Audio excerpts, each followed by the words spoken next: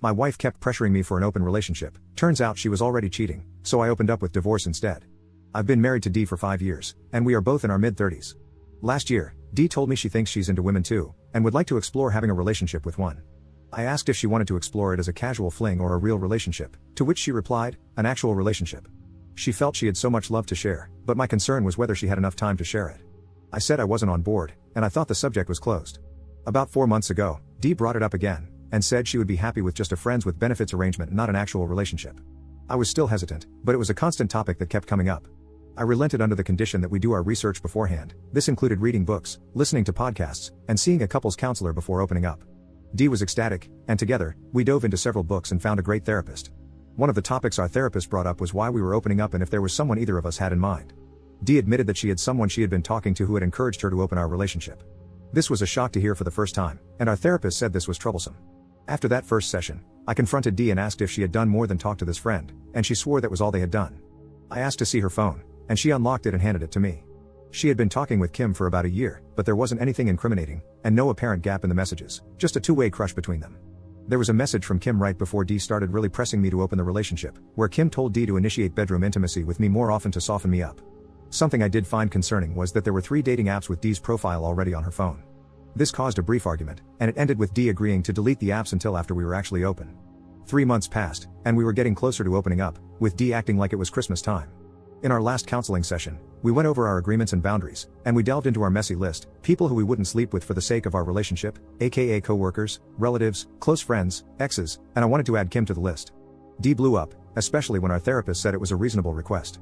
Dee wouldn't speak to me on the way home, but when we got there, she let me have it.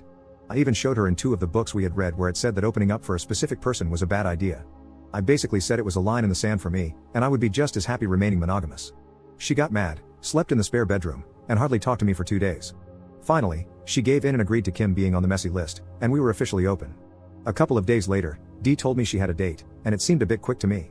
While she was in the shower, I decided to check her phone, but the unlock code had changed. That's 2 red flags. Later that day, she got on her phone, and I saw the unlock code. That night, I looked at her phone. The dating apps were still gone, but there were messages between her and Kim trash-talking me and planning their date. There were also references to having bedroom intimacy again. I emailed screenshots to my phone. So, I felt like a chump, and the 2 of them played me like a fiddle. I stewed on it all night and part of the next day, then I called a lawyer and had him start drawing up divorce papers. The lawyer was a peach. Not only did he put a rush on it, but they served Dee at our house just 2 hours before her date with Kim. Attached to the divorce papers was a printout of the last texts I read. She found me sitting on the patio. She was crying, but I didn't know if they were fake tears or not. When she asked, I lied and said I knew about it all along. I said it just means we won't be married anymore, and you can have the freedom to sleep with whoever you want, whenever you want. Just think of us as friends with benefits. I got up to go have dinner with some friends and told her she needed to hurry and fix her face if she was going to be at Kim's house on time. She got home earlier than I thought she would and wanted to talk, but I went to bed and said we could talk tomorrow. Her eyes were all red, and her makeup was all smeared. I still felt gutted, but I wasn't going to let her see that. Update 1. The next morning started off on a negative note. I asked her if Kim was worth throwing the last 5 years of our marriage into the gutter. Then I started reading some of the texts where Kim and she were planning to open our marriage and have bedroom intimacy again, and some of the disparaging remarks about me between them. So when I found all this out, I started planning a divorce since she lied and then broke our agreements, especially about the messy list, which I considered cheating. Dee said she was still very much in love with me and didn't want a divorce. She wanted to go back to our marriage counselor and work things out. I told her I couldn't be married to a liar and a cheater, and she was the one who burnt down that pledge, and now we just need to move on. If we could be civil about it, I was open to a roommate with benefits arrangement, and we could cohabitate and split the bills 50-50. Since we wouldn't be married any longer, we would both be free to part ways at any time without any strings attached. She is determined to win my trust back and show me how much she still loves me. Hopefully, our therapist can help us form a new set of rules as roommates, and we will see where things go from here. Mini update. I hear what all the comments are saying, but at this point, I can't legally just kick her out. However, I have got our finances separated, all the credit cards cancelled, and half of the money has been moved to a separate account. I told Dee she could stay on my insurance until the first of the year. Our regular counseling session is on Tuesday, and I have already emailed our therapist with a heads up on our relationship change.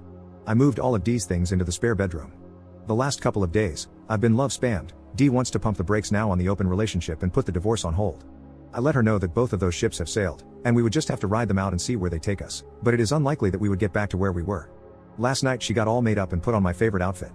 Probably some of the hottest bedroom intimacy we ever had, including her initiating a couple of things that were on her taboo list, and then more this morning when we woke up. I gotta say that my friends have really been there for me these last 6 months.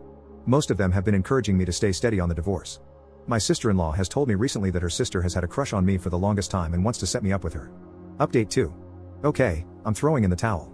After the last 2 counseling sessions, Dee finally admitted she cheated and lied about her affair with Kim, but still doesn't show any remorse or that she feels like what she did wasn't that bad. She still tries to blame me for being controlling and dragging my feet on opening up. In our last session, I gave her an ultimatum with 3 choices. We go back to monogamy, no contact with Kim, no divorce. We go poly, no contact with Kim, proceed with divorce, and cohabitate. We split, she can keep Kim, separation, and divorce. Dee thinks we can work out option 2 and still keep Kim, but once again, I told her I felt like Kim instigated all this, and her presence was a deal breaker for me. I'm still being love spammed at home and pressured to give in to her desired outcome. I have been quietly looking at condos near downtown with the thought of moving out and letting her have the house for the next 6 months until the lease is up. I told her I wasn't going to Thanksgiving at her family's this Friday and was going to my parents' Thursday without her. I said, tell them whatever you want, but I was telling my family the truth, which upset her. Her sister did text me about if anything was wrong, and I told her Dee had an affair with another woman, and we were getting a divorce. My hope is to be out before Christmas. If she spends the night or the weekend with Kim, I can be out before she realizes it.